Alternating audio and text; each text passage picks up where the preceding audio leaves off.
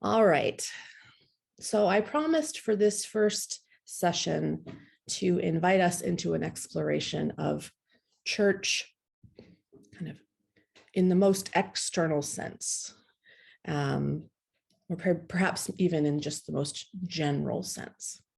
So let's start with our chapel, our church. I apologize that my phone is beeping. Let us start with our church and consider, maybe even just take a minute to consider in your own heart what brought you to this chapel, what called you to find this holy, beautiful, sacred space, to come in the front door. Maybe you came in the side door, sit down, and to take part in this worshiping community. You might even want to pause the video and give yourself some time to think about that.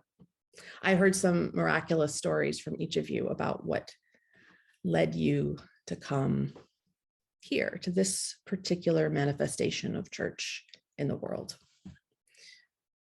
Somehow, not everyone, but many people in the world continue to be drawn to church, to spiritual community, to the experience of being with others on their spiritual walk. Certainly, there was a long stretch of history, time, where the church was a lot of other things than just a freely emerging choice to participate in spiritual community. And I actually found a great YouTube video that's a 10-minute church history, Christian church history YouTube video, which I thought was just fabulous. So if you want to learn more about, the physical reality of how the church has come to be what it is today, I highly recommend that video. But I'm not going to get into all of the history. I'll just say in the most general terms, we know that while the church started after Jesus was crucified, it started with this same desire for spiritual community, but in a much more urgent way, in that this community, this very, very early community of Christians had just watched their Savior be crucified, experienced very subtle miracle of his resurrection. It was very subtle at this point. It was not yet fanfare and trumpets as it is today. And they were seeking to live by what they learned from Jesus, from his teaching and his life, seeking to try to understand what he was telling them about this kingdom of God that was coming and that he was promising. These early Christians had a lot of different ideas about who Jesus was. They had a lot of different belief systems. But what they shared in common was a desire to live differently. This is one of the key invitations Jesus makes in the scriptures, to be in the world, but to not be of the world. So while they didn't agree on doctrinals at the time, and there wasn't even at this point any scripture from which to ground their community in faith, but they were grounded by this common desire to live a different life, to make their connection to Jesus, then to the Christ, to God, to make that connection first, and to make that connection known through the activity of love, of loving one another. One of the points of Christian history that always really struck me was that Christians were among the first to save babies that were put out to be killed.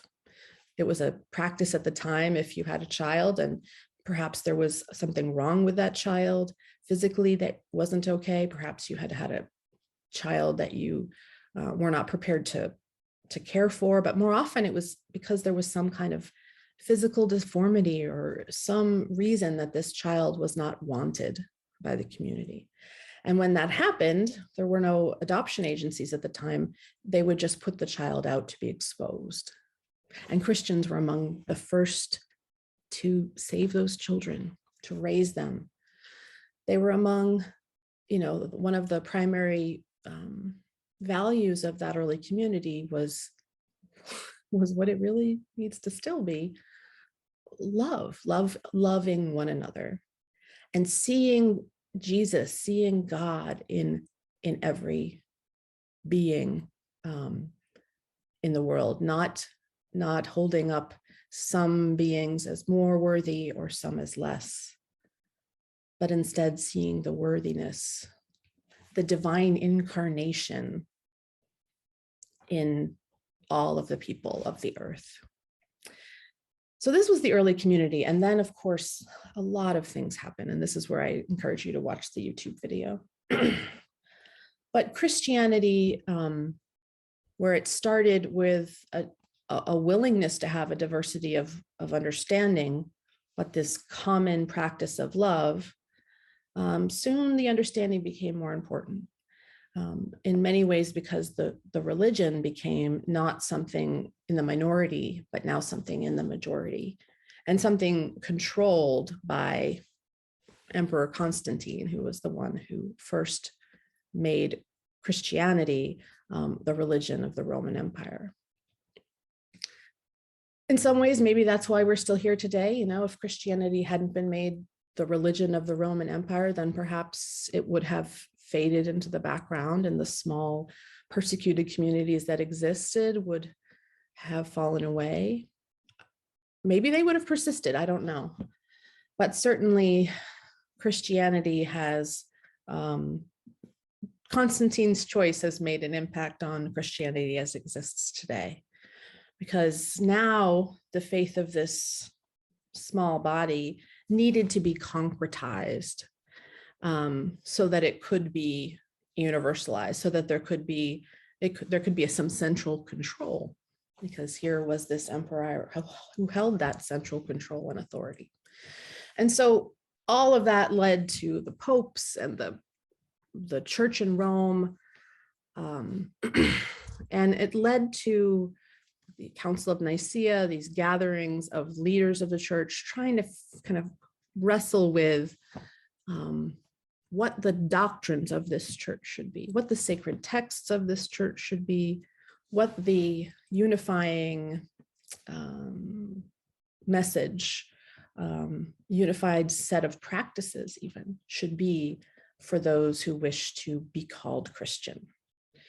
And I can't help but believe that it was during this time when it was kind of easy in some ways for the practice of love to get lost.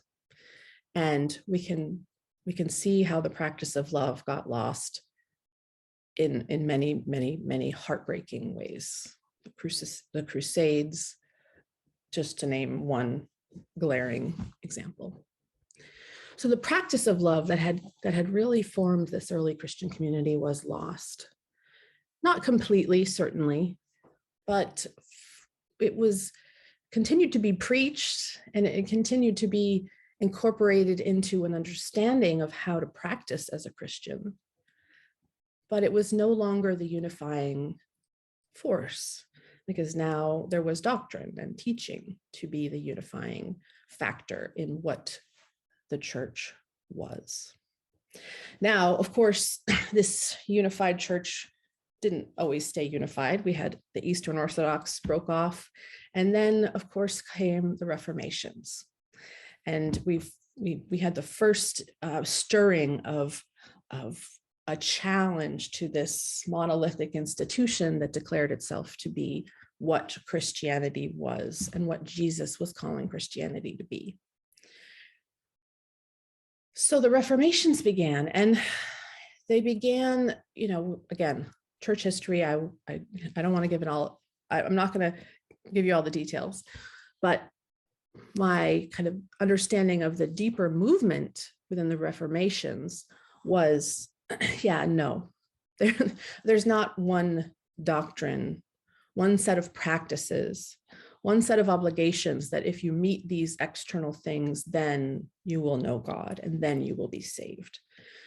The people of the Reformation were seeing through this facade. They saw how the church had become this institution really very separate from the people, keeping faith almost from the people and doling it out as necessary versus really inviting people into this community of believers that Jesus was seeking to create, this community of people loving each other. So the Reformations began very theologically, very each new church that broke off, they didn't do away with doctrine. They created new ones. They created new ways of understanding how God was at work in humankind and how people can gather in spiritual community and can kind of return to that early Christian community that Jesus was seeking to create. So all of that happened, and a lot of, and then after the Reformations, now we have the rise of some new changes happening in Western culture around the rise of scientific inquiry. And I apologize, I'm not trying, because of where we sit and where we stand, I think it's important for us to stick in our lane. So we're talking about Judeo-Christian history in the West, because that is the legacy that has brought kind of our little manifestation of church into being. So after the Reformations, a couple hundred years after that, we have the Enlightenment and the rise of scientific inquiry. And this is sort of the moment where everything starts to speed up fast. And if we look at the last 200 years, 300 years, we can see how society has changed astronomically. The way that we live, the way that we think, the options that are available to us would be unimaginable to someone during that Enlightenment time. And so the Enlightenment, and the beginning of scientific inquiry really affected the church, because now this idea of some kind of directly, divinely kind of revealed understanding was questioned. What about our observations of the world? What about our ability to engage with the world using our minds, and not just engaging the world through the lens of the church and what the church tells us about who we are and who God is and how we are to live? And it was in this environment where Swedenborg was born. His father was a Lutheran bishop, and he was raised in a kind of a pietistic household. And he was a, curious and some say charismatic, child, young man. He was one of the last great thinkers who was able to really know all the things there were to know at his time. Now that is an impossibility, but in his time, he was able to really acquire the knowledge that had been discovered at the time: math, science, philosophy, religion, all of the academic areas of understanding. And he just gobbled all of this up voraciously. And his motivation for all of his seeking of understanding really was at its core a spiritual seeking. He didn't want to find all of the knowledge of the world so he could be in control of the world, so that he could be powerful or rich. He was always from the very beginning searching because he wanted to understand, I think in many ways, how all of this observation of the world fit with his father, his bishop father, and what he said about the world. How can religion and science coexist and live together? And so this journey led him to all of his observations of the natural world, all of his learning, which then in his later years, after he turned 50, became an internal journey, one where he went into deep meditation, and instead of looking for the soul in anatomy, was really taking the time to look for the soul within. And it was through this process that he received divine revelation, what we believe to be divine revelation. His spiritual eyes were opened, and then he went to write all about that experience. And what he wrote had to do with how we are in fact called to use our minds and our own understanding to approach our faith. Now it is permitted to enter into the mysteries of faith. This was the saying. That statement in Latin is written over the door, or was written over the door of the library at Urbana University, where I studied. Now it is permitted to enter into the mysteries of faith. And Swedenborg was suggesting a faith that would be all-inclusive of humanity. What he declared was there was this new church coming into the world, and part of his spiritual experience was witnessing this, coming to understand that what John saw in the book of Revelation of this new Jerusalem was in fact an image of this new church that was going to be kind of completely different from the church that existed at the time, but would continue to carry Christ's message. Swedenborg never walked away or stepped away from his father's Christianity. That remained the heart of his understanding. And yet he saw this Christianity expanding, blowing up wide, and affecting kind of the whole earth. And we're going to get into that in later sessions. But I just wanted to share, I'm sharing the practical. So we're almost to the story of how we are here today at Swedenborg Chapel. Because after he wrote these incredible things, and after he started to publish them, people began to read and to get curious. And ministers in the Anglican Communion and Methodists began to start to preach some of what he was teaching in their communities tentatively. Some got away with it, others were told to leave. And so that's the tension really that started the organization that we are now a part of. The small group of thinkers and ministers during that 1800, that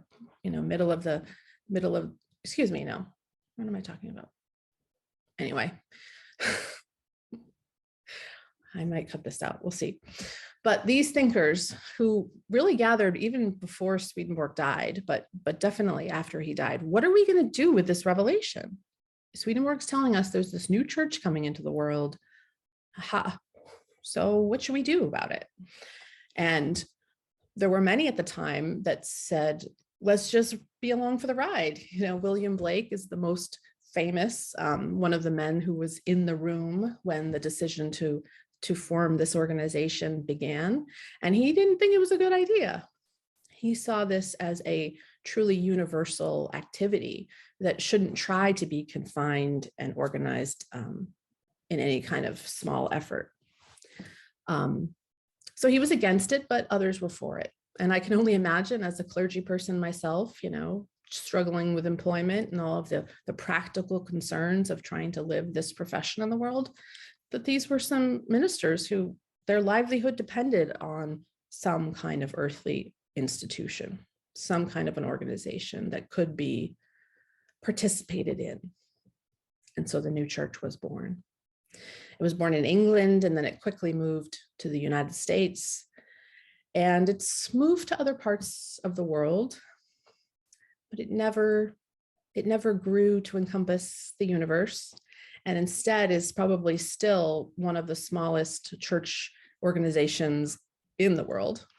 When I study church, when I've studied in seminary, this one at the bottom of the list, we were always like much farther below the list, because there's really only thousands of Swedenborgians today in a world with billions. So while those early ministers and those early thinkers involved in the church and who built our beloved Swedenborg Chapel and the other, places where a church community really formed, this early Swedenborgian church, this early new church, we were of course not known as the Swedenborgian church then. We were the new church, because these ministers and faithful people, they heard Swedenborg's message and they heeded it, and they felt an urgency about it. about sharing the good news of this new church and welcoming others in, but it was really never that effective. So over time, this little institution started to split apart as different ministers and different communities had different ideas about how to create the new church and how to organize such a thing. The primary split between the largest two communities now of General Convention and the General Church happened around education. And the General Church moved in the direction of, if we're going to have this new church, we need to educate our children in the new church, and we need to focus on bringing up new church people. And so that focus really took hold of the General Church, where Convention, honestly, I don't know what their counter argument was, but they were less interested in this kind of full-scale immersion in the new church. And perhaps, and at least today, as Convention exists, a little bit more open to believing that we weren't quite sure what the new church was trying to do. And forming, schools and new communities and new organizations maybe wasn't the way. Maybe it was actually concretizing things even more in a way that would not make space for God to enter in. So today, our little chapel is a part of the General Convention of the New Church of the New Jerusalem, now known as the Swedenborgian Church, because over the years, as we started to see that, yeah, probably everyone on the planet is not going to join our institution, Convention has come to accept and really kind of believe that reality that our church might always be small. Maybe we exist just to perpetuate the publication and distribution of Swedenborg's works. I think in many ways, since I became a part of this organization, I don't really know if any of us know why we exist, other than we do, and we know that God is moving in our communities. And we see that and we feel that, and that's certainly why I'm here. But part of why I'm doing this series and part of what I hope to explore with all of you is, have we lost something in missing that sense of urgency that Swedenborg declared and that those early new churchmen grabbed onto? Swedenborg says that unless a new church comes into the world, no one will be saved. That's kind of an urgent call, is it not? And so today, as members of this institution, looking to this new church, not knowing if it's happening outside of us, not knowing if it's happening inside of the organization, we've been sitting with a lot of uncertainty for a long time. And it's my suspicion that things are getting clearer. And I look forward to coming to maybe experience that clarity together as we walk through this path. So I hope that made some sense to you, tracing the history, at least of our Christian organization, of our new church organization, and giving you a sense of where we stand now. And I hope you're excited for the journey, because you were brought here to this chapel somehow, in some way. Many of you, I know, believe that it was a divinely led experience. And even if you've never been to our chapel, you are now listening to me talk on the internet. So perhaps you too are being called or invited in to think about church and what it means to be a part of a new church for yourself. So there you go.